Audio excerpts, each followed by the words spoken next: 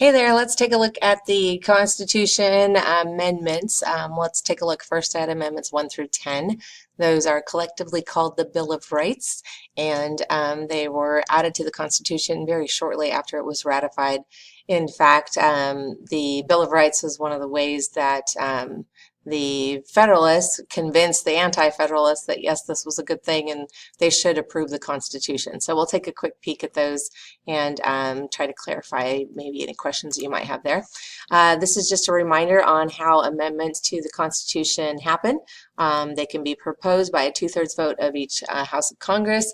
They can be proposed also by national conventions called by Congress. They can be ratified by 3/4 votes of the state legislatures or 3/4 votes of state conventions. That process is laid out in Article 5 of the Constitution. So let's get right to it. Let's take a look at amendments number 1. It is all the amendments, of course, are important, but the First Amendment is one that you often hear referenced as far as all of the rights that it assures citizens, and it's some pretty basic, pretty important rights here in Amendment number 1. These are the most basic rights: freedom of religion, freedom of speech, freedom of the press, and the right to peacefully assemble, and the right to petition the government. There are some things that are not included under free speech. Those include slander. That's a spoken falsehood that damages a person's reputation. Libel is a written falsehood that damages a person's reputation, and any speech that endangers the public health is not covered under free speech. So for example, if you yell fire in a crowded theater and cause people to panic and run and folks are trampled, that free speech is not protected. That has endangered the public health, and you can be held accountable for that.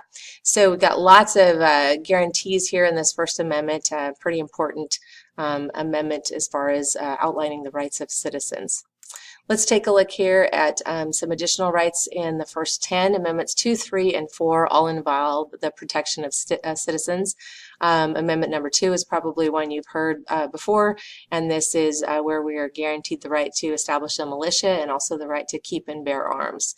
Amendment number 3 protects us from having to quarter soldiers in our homes without consent, and that is a direct response to the Quartering Act. Amendment number 4 establishes that citizens are secure in their home and secure from unreasonable search and seizure.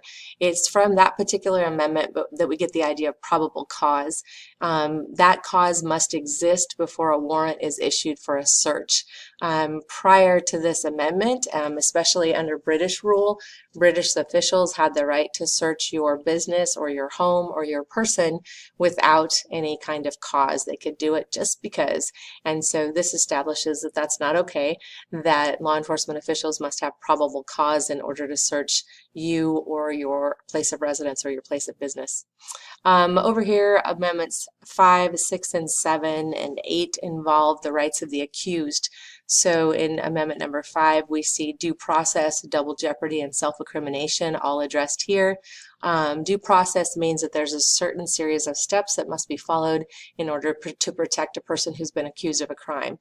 Double jeopardy involves you can't be tried basically for the same crime twice. And then self-incrimination means you cannot be forced to give testimony against yourself that might incriminate you or show that you're guilty. Amendment number 6 deals with a speedy and public trial with an impartial jury of your peers in the jurisdiction in which the crime was allegedly committed. You have to be informed of the accusation against you, and you must have the opportunity to confront the witnesses and also obtain witnesses in your defense. And if you can't afford someone to defend you as an attorney, then a public defender will be appointed to you. This here, all of these items here in Amendment number 6, these really serve to protect the accused, to make sure that there's a process by which that person is allowed to have access to resources that would help them prove their innocence.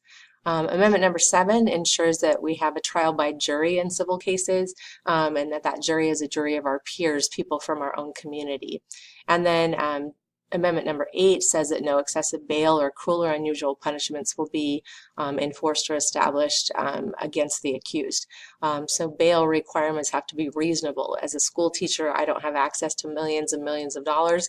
If I were in jail and I was looking for bail money, they're not going to set my bail at $2 million because that's unreasonable given my financial situation. So it just means that it has to be reasonable given the circumstances and given the person's resources. The last of those 10 here, in that first 10, the Bill of Rights, Amendment number 9 says that the rights that are listed should not be considered to be a complete list of the rights of people. That basically they're not the only rights that are out there, they're just 10 that they're enumerating at this point. Amendment number 10 here says that powers not given to the national government or prohibited to it by the states are permitted for the states and or the people. So that it's just recognizing here that within the Constitution, as well as within those Bill of Rights, that not every right can possibly be listed. And so Amendments 9 and 10 basically state that there are other rights and responsibilities that both the citizens have as well as that state governments have that we can't possibly list here. It's almost like it's like the elastic clause of the amendments, that there are other things out there that we can't possibly anticipate, and so the rights that are listed previously should not be considered to be the end of the list, that it is possible that there are other rights that we have to consider as part of the list as time goes on. Those first 10 amendments, again, are collectively called the Bill of Rights, and they were ratified December the 15th in 1791. Those were ratified as a group. So there's your first 10, and we'll come back for more later.